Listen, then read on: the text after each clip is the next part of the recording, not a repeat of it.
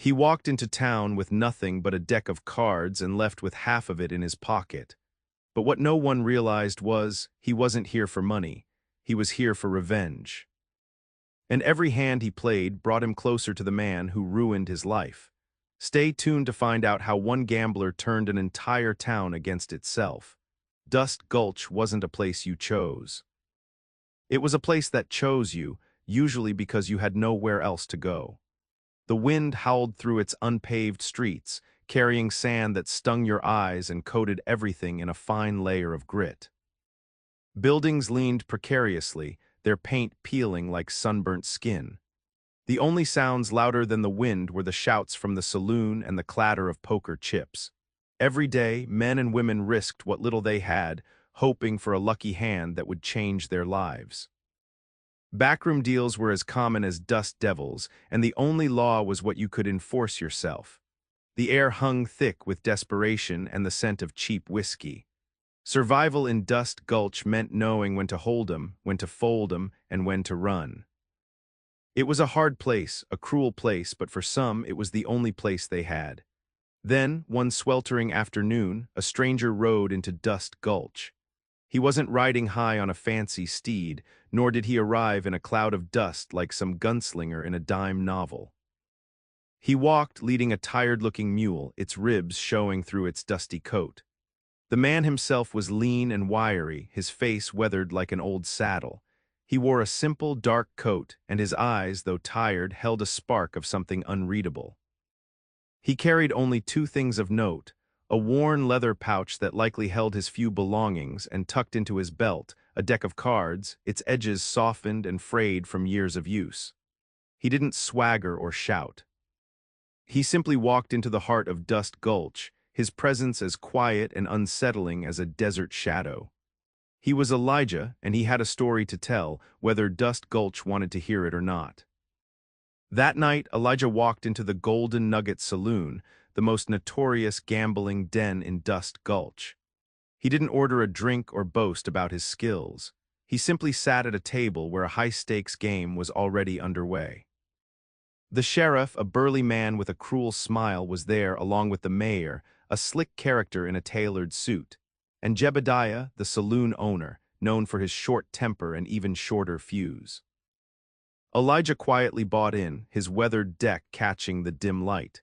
He played with a calm precision that unnerved the others. He didn't raise his voice or celebrate his wins. Hand after hand, he won. By sunrise, he'd taken the sheriff's prized horse, the mayor's deed to a valuable piece of land, and Jebediah's entire stock of his special reserve whiskey. The impossible had happened.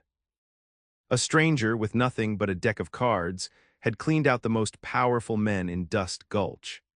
The news of Elijah's unbelievable wins spread through Dust Gulch like wildfire. At first there was disbelief, then grudging admiration, and finally a simmering anger. How could a nobody, a drifter with nothing to his name, come in and humiliate the town's most powerful figures? The sheriff paced in his office, his face red with fury. The mayor clenched his fists, his smooth facade cracking to reveal the ruthlessness beneath. Jebediah smashed a glass against the wall, his rage barely contained. They had been outplayed, outsmarted, and publicly shamed. Whispers turned into shouts, and resentment festered into a plan. They would not let this outsider get away with such audacity. Dust Gulch had its own way of dealing with problems, and Elijah was quickly becoming a very big problem indeed. Revenge was brewing, thick and dark, ready to spill over. While the town seethed, Elijah remained strangely unfazed. He hadn't touched the sheriff's horse, nor had he sold the mayor's land deed or sampled Jebediah's whiskey.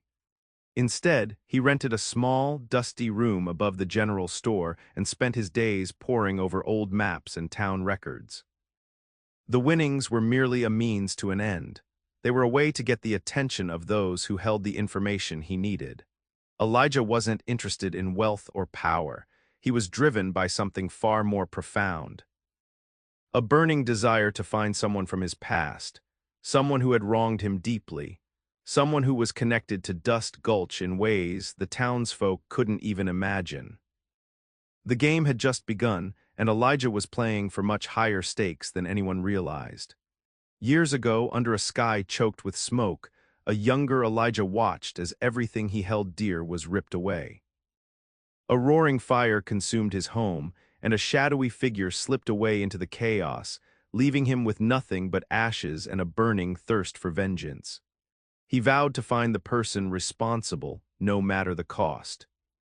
He followed the trail for years, chasing whispers and rumors across the land, each clue leading him closer to the truth. The name Dust Gulch kept surfacing, a dark stain on the whispers of his past. He knew, with a certainty that chilled him to the bone, that the final piece of his puzzle lay hidden within this desolate town. And he wouldn't leave until he found it, even if it meant facing the devil himself. The sheriff, the mayor, and Jebediah met in secret, the flickering candlelight casting long, menacing shadows across their faces. They couldn't rely on the law, they were the law. They needed to get rid of Elijah, and they needed to do it quietly. "He's asking too many questions," the mayor hissed, wiping sweat from his brow, "about things best left buried." The sheriff nodded grimly. "He's poking around in the wrong places, stirring up trouble." Jebediah slammed his fist on the table. "Enough talk, we need to make him disappear, tonight." Word spread quickly among their cronies. Elijah was marked, the hunt was on. The townsfolk, eager to please their leaders and share in the spoils, began to close in, unaware of the hornet's nest they were about to stir. They thought they were hunting a gambler. They were wrong. They were hunting a ghost. Elijah, oblivious to the danger closing in, continued his search. He knew he was running out of time. The more he dug, the more nervous the town became. He could feel their eyes on him, watching his every move. As he left the general store that evening, a burly figure stepped out of the shadows. It was one of Jebediah's men, a known brawler with a reputation for cruelty. "Jebediah wants a word," he growled, cracking his knuckles. Elijah didn't flinch. He knew this was coming. "Tell Jebediah I'm busy," he said calmly, attempting to step around the man. The brawler blocked his path. "You ain't going nowhere, gambler." He lunged, swinging a heavy fist. Elijah ducked, narrowly avoiding the blow. The chase had begun. Elijah was quick, but the brawler was strong. He dodged another punch and kicked out, sending the man stumbling back. He used the opportunity to run, darting down a narrow alleyway. He could hear the brawler's heavy footsteps behind him, along with the shouts of other men joining the chase. The alley led to the back of the Golden Nugget Saloon. He heard voices inside, laughing and jeering. He knew it was a trap. He saw a stack of empty barrels and quickly climbed them, scaling the wall and pulling himself onto the roof. He ran across the rooftops, leaping from building to building, the sounds of the chase echoing below. He had escaped for now, but he knew they wouldn't give up easily. They wanted him gone, and they would stop at nothing to make it happen. Back in his dusty room, Elijah examined the documents he'd managed to sneak out of the town hall. He'd been searching for days, sifting through endless pages of land deeds, birth certificates, and old mining claims. Finally, he found it, a faded entry in a ledger, almost illegible, mentioning a transaction involving a large sum of money and a name Silas Blackwood. Blackwood was the name of the man he'd been hunting for years, the man he believed was responsible for the fire that destroyed his life. The entry placed Blackwood in Dust Gulch years ago, around the time of the fire. It was a breakthrough, a confirmation that he was on the right track, but it also meant he was closer to danger than ever before. The pieces were falling into place, and Elijah knew the truth was about to explode. He barely had time to process the information before a pounding on his door startled him. "Open up, Elijah." "This is the sheriff." Elijah knew he was trapped. He grabbed his deck of cards and slipped out the back window onto the fire escape. As he descended, he saw the sheriff emerge from the general store, gun drawn, followed by a group of armed men. Just as they spotted him, the sky turned an ominous shade of brown. A sandstorm, a raging wall of sand and wind, descended upon Dust Gulch. Visibility dropped to near zero. The sheriff and his men were forced to shield their eyes. Elijah used the chaos to his advantage, disappearing into the swirling sand, the sheriff's shouts fading into the howling wind. The desert itself had offered him refuge. The sandstorm raged for hours, a swirling curtain that hid the town's secrets. And Dust Gulch had many. It wasn't just a lawless place, it was a place built on a foundation of lies and hidden crimes. The fire that consumed Elijah's past wasn't an isolated incident. It was connected to something larger, something darker, that the town's leaders were desperately trying to keep buried. Silas Blackwood wasn't just a name, he was a key. He was involved in something that went far beyond simple greed or revenge. He was tied to the very origins of Dust Gulch, to a conspiracy that could bring the entire community crashing down. Elijah was getting closer to the truth, but the closer he got, the more dangerous his quest became. He wasn't just fighting for justice, he was fighting against a town's collective guilt. Once the sandstorm subsided, Elijah sought out the oldest resident of Dust Gulch, a grizzled old-timer named Jedediah, who claimed to remember everything that had ever happened in the town. He found Jedediah sitting on the porch of his dilapidated shack, whittling a piece of wood. "I'm looking for information about a man named Silas Blackwood," Elijah said, approaching cautiously. Jedediah stopped whittling, his eyes, clouded with age, narrowed. "Blackwood, now that's a name I haven't heard in years." He hesitated, then continued. He was a businessman of sorts, came to Dust Gulch looking for opportunity. Made a lot of money quick, but he left just as fast. Some say he skipped town with a lot of other folks' money. Elijah pressed him. Did he have any enemies? Jedediah chuckled dryly. In a town like Dust Gulch, everyone has enemies. He knew more than he was letting on. As Elijah walked away from Jedediah's shack, he noticed something. A shiny, expensive carriage parked a short distance away, almost hidden behind a cluster of trees. He recognized it instantly. It was the mayor's. What was the mayor doing out here, talking to Jedediah? A chilling realization washed over him. The mayor wasn't just trying to protect his reputation. He was actively involved in whatever Blackwood had been up to. He was part of the town's dark secret. Elijah knew he had to be careful. The mayor was powerful, resourceful, and clearly willing to do anything to keep the past buried. He was no longer just hunting a ghost, he was hunting a cornered animal. The stakes had just been raised. Elijah knew he was walking into a trap, but he had no choice. He had to confront the mayor. As Elijah approached the edge of town, two men on horseback intercepted him. They were dressed in black, their faces grim. "The mayor wants to see you," one of them said, his voice cold. Elijah knew this wasn't an invitation. "I'm sure he does," Elijah replied, his hand instinctively reaching for his deck of cards. Without warning, they drew their guns. Elijah was too far to run, he had to think fast.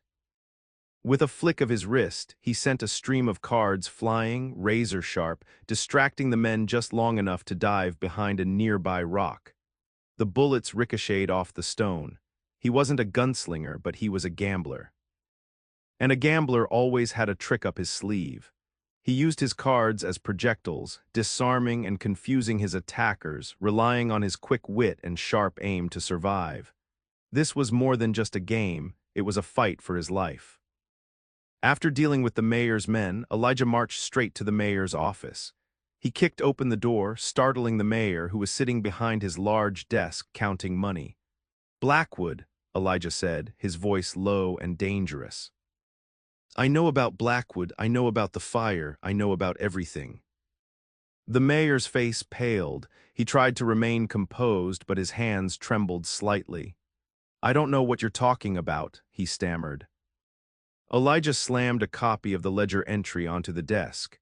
"Don't lie to me. Blackwood was here in Dust Gulch. He was involved in something you were a part of. Tell me what happened." The mayor remained silent, his eyes darting around the room, searching for an escape. The showdown had begun. The truth was about to come out, whether the mayor liked it or not. Finally, the mayor cracked. He confessed that Blackwood had been hired by the town's founders to clear out a group of settlers who refused to sell their land that was rich with valuable minerals. The fire was meant to scare them, but it got out of control, killing many innocent people.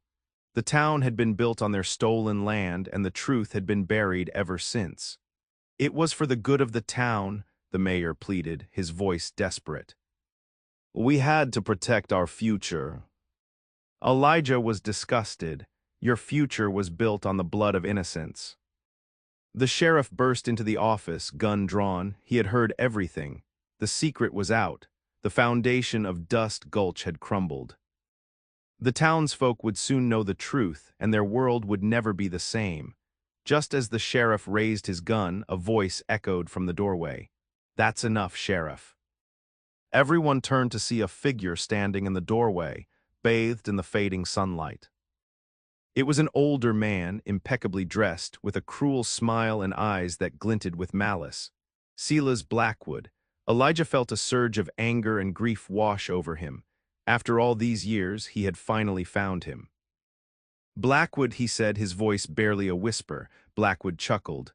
Hello, Elijah, it's been a long time. The sheriff hesitated, unsure of what to do. The mayor looked terrified. The moment of truth had arrived. The past had finally caught up with Dust Gulch. Elijah and Blackwood stood face to face, ready to settle a score that had been decades in the making. You took everything from me, Elijah said, his voice trembling with rage. My home, my family. It was business, Elijah, Blackwood replied, his voice devoid of emotion. Collateral damage. You can't let sentimentality get in the way of progress. Elijah lunged at Blackwood, but the sheriff stepped in front, blocking his path. This doesn't have to end this way, the sheriff said, his voice pleading. Elijah ignored him. He pulled out his deck of cards, his fingers moving with practiced speed. He threw a card at the sheriff's hand, disarming him. The gun clattered to the floor. Then he faced Blackwood, his eyes burning with hatred. He knew he couldn't bring back the past, but he could make sure Blackwood paid for his crimes. The time for talk was over. The conflict had reached its boiling point. The resolution was at hand. Elijah stood before Blackwood, his hand poised to strike. He could end it all right there, avenge his family, and finally find peace. But he hesitated. He looked at the sheriff, at the terrified mayor, and at the faces peering in from the windows, faces that were beginning to understand the darkness that had been hidden for so long. He realized that killing Blackwood wouldn't bring back his family, and it wouldn't erase the sins of Dust Gulch. It would only perpetuate the cycle of violence and revenge. Instead, he lowered his hand. I won't kill you, he said, his voice surprisingly calm. But you will face justice. The truth is out, and the town will decide your fate. He turned to the sheriff. Take him away. Elijah chose justice over revenge. He chose to break the cycle and let the town decide its own future, a future built on honesty and accountability, not on blood and lies. It was a choice that defined him, a choice that proved he was more than just a gambler seeking vengeance. He was a man seeking justice. The next morning, Elijah saddled his mule and prepared to leave Dust Gulch. The townsfolk watched him, their faces a mixture of shame, gratitude, and uncertainty. The sheriff, his arm in a sling, offered a nod of respect. Elijah didn't take the sheriff's horse, the mayor's land deed, or Jebediah's whiskey. He left them for the town, a symbol of their chance to start anew. He had come to Dust Gulch seeking revenge, but he left having found something more valuable, a sense of peace. He rode out of Dust Gulch as quietly as he had arrived, the wind carrying the whispers of the town's secret. He was no longer the same man who had walked into Dust Gulch weeks ago. He was changed, hardened, but also hopeful. He knew that justice had to be fought for, and that sometimes the greatest victory was choosing to walk away. The desert stretched before him, promising new adventures and new challenges. Elijah, the mysterious gambler, rode on.